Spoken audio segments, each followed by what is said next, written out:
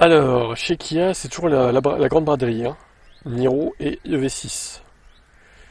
Alors, qu'est-ce qui se passe? Pour le Niro, ça donne un prix de base de 35 690 au lieu de 45 690. Le modèle se replace ainsi face à son nouveau frère, EV3, qui débute à 35 990 avec une autonomie de 436 km. De son côté, le Niro annonce 460. Ouais, mais le Niro, son problème, c'est la recharge. Mais après, moi, j'ai toujours dit, hein, je préfère le design du Niro que le V3. Mais il faut quand même reconnaître que le V3 a de meilleures caractéristiques. Très bon. Pour le V6, la ristourne, il y a une ristourne aussi. Le prix de départ tombe à 39 690. Il y a toutefois une autonomie limitée à 394 km pour cette version. Ce qui est quand même pas terrible. Mais vaut donc regarder du côté de la grosse batterie.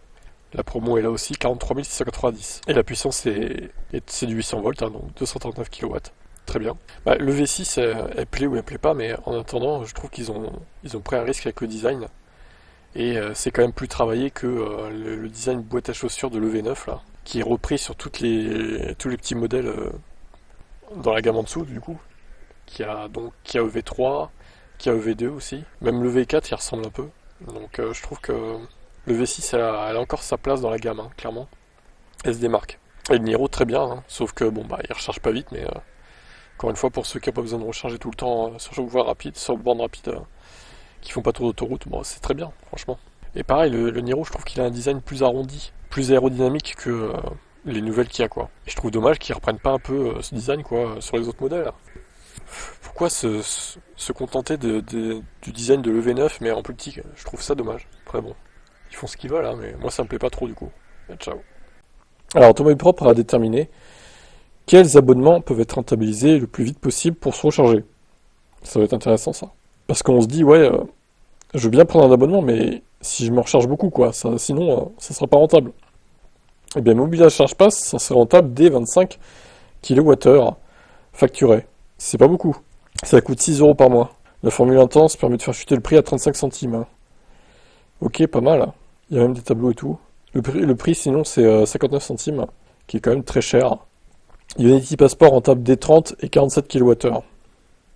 Donc c'est pareil, sans abo c'est 59 centimes, sans abonnement ni engagement, l'opérateur propose d'abaisser le prix à 55 centimes en utilisant l'application. Celle-ci a l'avantage de pouvoir lancer facilement la recharge et de suivre l'évolution de la recharge en temps réel. La pratique est presque économique, 200 kWh rechargés font économiser 8 euros. Un fichier à 6 euros par mois, 3,99 € le premier mois, la formule Motion réduit le prix à 39 centimes par kWh. Facturé 12 euros par kWh. Alors non, il y a une erreur là. C'est 12 euros par mois, du coup, par kilowattheure. Et 8 euros le premier mois, l'abonnement Power fait passer l'énergie à 33 centimes le kilowattheure. Dans le premier cas, l'abonnement est rentabilisé dès 30 kWh rechargés dans le mois. Dans le second cas, c'est 47 kWh. Faut dire que 12 euros par mois, ça commence à faire, je trouve. Par rapport au prix avec l'application, les deux formules deviennent plus intéressantes des 38 et 55 kWh rechargés. Enfin, il est à noter que la formule Power est plus rentable que la Motion dès 101 kWh rechargés. Deux recharges en modèle 3 grande autonomie rendent l'abonnement Power plus intéressant que les autres. Ok. Electra. Les prix varient de 49 centimes à 59 centimes. Deux offres Electra Plus permettent d'abaisser le coût sans engagement. La première à 5 euros par mois garantit un prix de 39 centimes par kilowattheure. L'autre c'est 20 euros par mois. Ça fait chuter le prix à 29 centimes par kilowattheure. En prenant en compte le prix de base le plus intéressant, 49 centimes par kilowattheure, l'abonnement est rentable dès 50 et 100 kWh rechargés respectivement. Alors effectivement, ceux qui ne peuvent pas recharger chez eux, il faut vraiment prendre des abonnements, hein, sinon vous allez prendre au tarif, on va dire. Alors Renault 5, l'offre numéro 1 est rentable dès 310 km sur parcours mixte, 210 km sur autoroute. Il faut donc compter le double avec l'offre numéro 2. Cette seconde formule s'adresse aux gros rouleurs puisqu'elle devient plus intéressante que la première dès 151 kWh rechargés. Ok, très bien. Alors chez Total, avec un prix de base de 62 centimes par kilowattheure hors abonnement, ça porte le coût à 59 centimes par kilowattheure contre 2 euros par mois. La formule est rentable dès 65 kWh rechargés par mois dans le réseau Total Énergie. D'après nos bases, 270 km sur autoroute en R5, e-Tech ou 330 km en modèle 3 sont suffisants. Bon, mais alors par contre, ils abusent Total. Hein. T'as un abo à 2 euros, c'est tout. Et ça fait baisser de 3 centimes par kilowattheure, mais c'est ridicule. Autant rien proposer, sérieux, si c'est pour faire ça, je comprends pas la logique en fait, c'est n'importe quoi.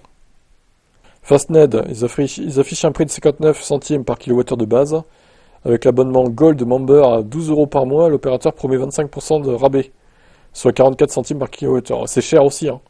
Ça reste trop cher, Fastned, c'est pas du tout rentable. Tesla Supercharger, rentable des 100 kWh. Alors, il n'existe pas de prix unique chez Tesla, mais on observe pour les véhicules non Tesla une moyenne de 45 centimes par kilowattheure, qui nous servira de base. Cependant, la marque américaine propose donc 10 € par mois, permettant de recharger la voiture au prix d'une Tesla, en général plus abordable de 10 centimes. Sur cette base, il faudra donc récupérer 100 kWh par mois sur les superchargeurs pour que l'opération soit rentable. Très bien. Bon alors, à vue de nez, le plus rentable pour les non Tesla, on va dire, ça serait lequel du coup? C'est pas Total ni Fastned, c'est sûr. Je dirais potentiellement Electra, peut-être. Mais voilà, faut vraiment recharger beaucoup, quoi. Electra, à 20 € par mois.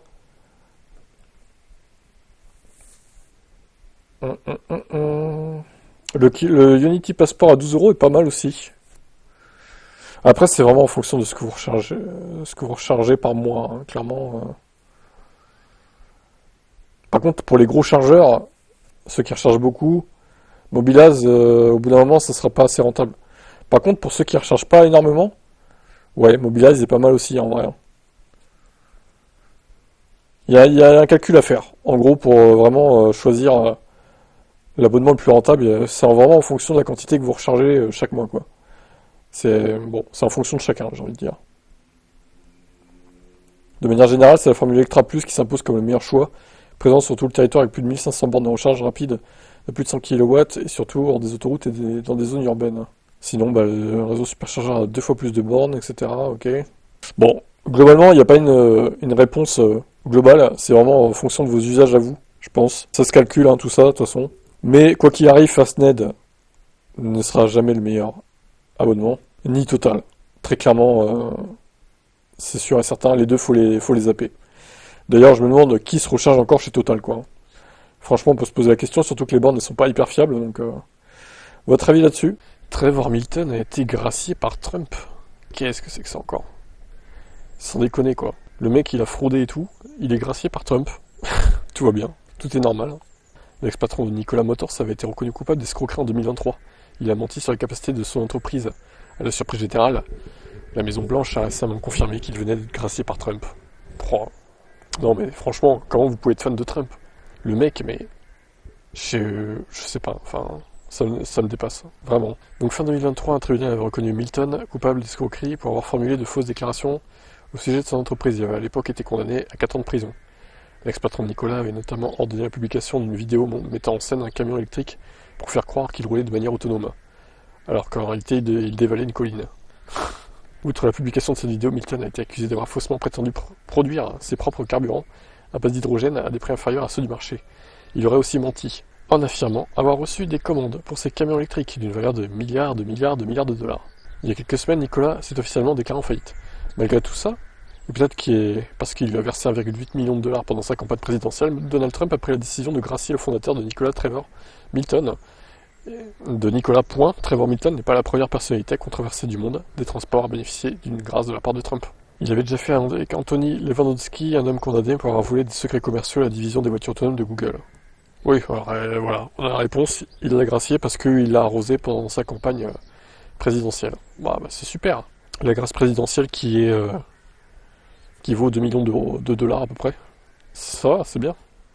Par contre, question, si du coup au prochain, ça sera plus Trump le prochain président du coup, est-ce que la grâce peut être levée ou pas? Je sais pas. En vrai, moi je pense que non, mais imaginons le prochain président il enlève cette grâce. Est-ce que c'est possible selon vous ou pas? J'en sais rien, à vrai dire. Je vous pose la question, mais bon, je pense que non. Une fois que la grâce est donnée, a priori, elle peut pas être enlevée, mais bon, ça mérite quand même de se renseigner, quoi. Ciao.